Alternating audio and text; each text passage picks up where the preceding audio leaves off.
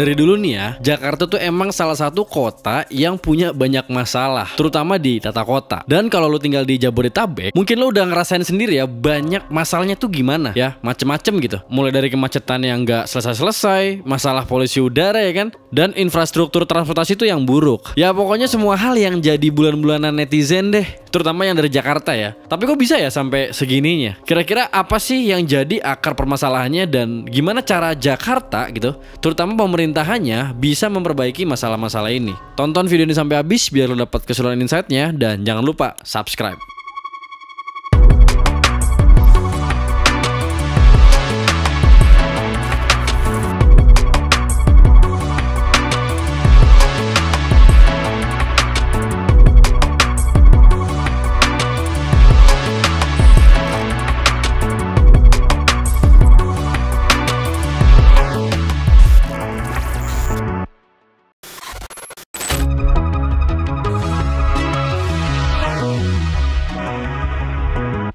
Kalau kita mulai dari masalah kemacetan sendiri, tingkat kemacetan di Jakarta tuh udah dibilang tinggi.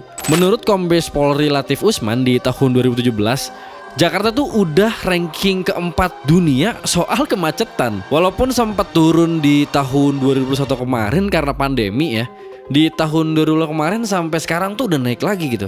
Bahkan bisa sampai di angka 50%. 50% ini bisa dibilang kalau waktu perjalanan itu jadi 50% lebih lama gitu daripada perjalanan pas nggak macet. Data lain dari TomTom International BV juga bilang kalau rata-rata perjalanan buat 10 km di Jakarta itu sekitar 22 menit dan 40 detik. Meanwhile, di Belanda itu rata-rata perjalanan 10 km itu cuma 8 menit 20 detik. Gila gak sih? Gara-gara masalah macet ini, banyak pakar yang nunjukin kalau masalah kemacetan ini tuh udah ngebuat masyarakat rugi finansial sampai 71 triliun rupiah.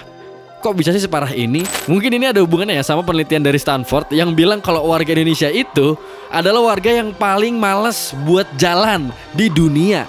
Paling malas di sini tuh terhitung dari berapa langkah yang diambil. Dan data dari Indonesia tuh nunjukin rata-rata langkah sehari kita tuh hanya 3.513 langkah per hari. Sementara itu, warga Hong Kong rata-ratanya ada di 6.880 langkah per hari.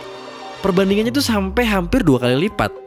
Faktor ini tuh berbagai macam, mulai dari infrastruktur trotoar yang gak ramah pejalan kaki, transportasi publik kayak bus atau kereta yang gak memadai, dan cicilan motor yang relatif mudah dan gampang. Belum lagi aplikasi yang mempermudah lo buat gerak dari satu tempat ke tempat lain dengan mobil dan motor juga. Faktanya juga, Jakarta tuh emang kota yang buat mobil banget dan gak terintegrasi dengan oke. Apalagi buat warga yang tergolong ekonomi kelas menengah ke bawah, karena pilihan transportasinya dikit. Misalnya Jalan Tamrin dan Jalan Salemba Raya tuh, itu kan sebenarnya sangat ramah buat mobil, tapi gak ramah buat pejalan kaki. Sementara itu di area yang isinya warga ekonomi kelas menengah ke atas, mereka tuh cenderung lebih ramah pejalan kaki. Jalan Latuhar Hari contohnya ya, itu termasuk ramah pejalan kaki.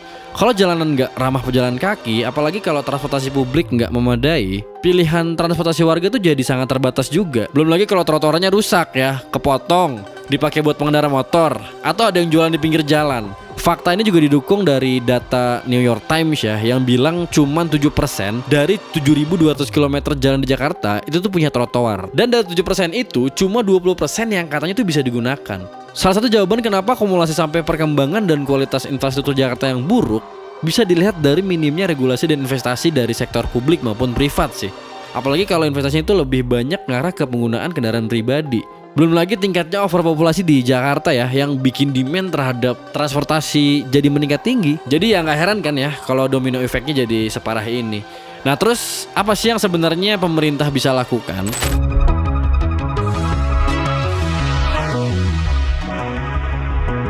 Solusi utamanya terutama soal isu tata kota Jakarta ya adalah banyak perombakan yang perlu dilakuin sama pemerintah. Gak hanya perombakan di pemerintah daerah aja, tapi pemerintah pusat juga. Menurut gue sih ya, ada beberapa hal yang bisa pemerintah pusat lakuin, tapi semuanya itu pasti dimulai dari yang pertama ya, regulasi dan ketentuannya yang kuat dulu. Selain regulasi yang kuat, pelaksanaan itu juga perlu dijaga dengan ketat. Yang kedua, ngebangun fasilitas dan sistem yang bisa mendukung jalannya regulasi. Kalau mau masyarakat DKI buat lebih banyak naik kendaraan umum, harusnya sih fasilitas kendaraan umum yang ideal atau bahkan insentif buat masyarakat yang ngejalanin itu perlu dikasih. Ketiga ya, bisa sosialisasi soal sustainable cities ke masyarakat. Kalau bisa ke semua lapis masyarakat sih. Masyarakat tuh perlu tahu kalau semua hal yang mau diterapin ini tuh dilakuin emang buat menjamin keberlangsungan kota yang sehat buat semua orang.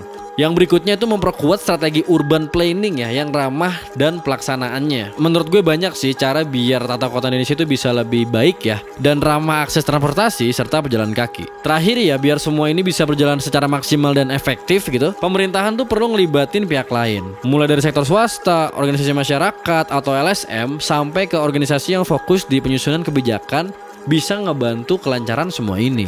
Selain hal-hal tadi, hal yang perlu pemerintah DKI lakukan juga kampanye soal penggunaan transportasi publik. Gue lihat sih beberapa transportasi publik udah mulai ngelakuin kampanye ya, tapi banyak hal yang masih harus dilakuin. Kayak yang tadi gue udah bilang ya, peran pemerintah tuh nggak hanya pemerintah DKI doang, tapi pemerintah pusat pun juga perlu andil dalam perbaikan kondisi kemacetan dan akses transportasi Jakarta yang buruk. Salah satu yang udah dilakuin adalah mindahin ibu kota Indonesia dari Jakarta ke Nusantara ya. Semoga nggak hanya nyelesain isu overpopulasi dan pemfokusan ke penyelesaian masalah tata kota, tapi kayak di video yang udah gue jelasin, ini tuh bahkan bisa menyamaratakan ekonomi. Tapi selain pemerintah, tetap aja ada peran individu yang harus jalan juga. Sebenarnya tuh beberapa transportasi publik di Jakarta tuh udah optimal banget buat dipakai sebagai kendaraan kantor atau buat ke sekolah. Jadi kalau lo adalah salah satu orang yang memungkinkan banget buat pakai kendaraan umum ke aktivitas sehari-hari ya, buat ngantor, sekolah dan lain-lain, ya pakai aja gitu. Selain bisa menjadi alternatif kendaraan yang lebih murah, transportasi umum kan juga pastinya lebih ramah lingkungan ya kan, daripada kendaraan lo pribadi. Terakhir sih ya, kita semua pun punya peran sih buat ngebantu sosialisasi ya, dan mencerdaskan masyarakat umum juga buat pakai transportasi umum. Emang bukan angka gede juga sih kayak yang pemerintah lakuin ya. Ya tapi all efforts counts.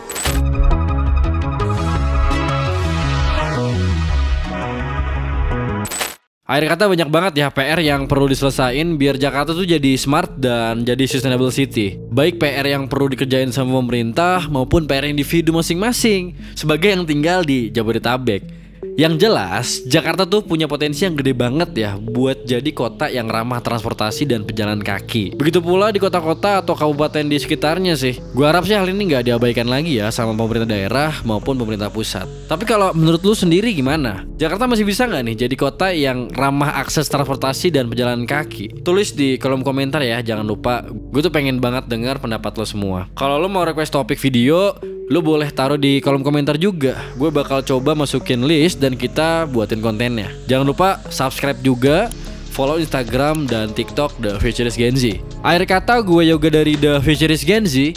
Ayo, kita sama-sama berprogres untuk masa depan manusia dan kehidupan yang lebih baik. Thanks.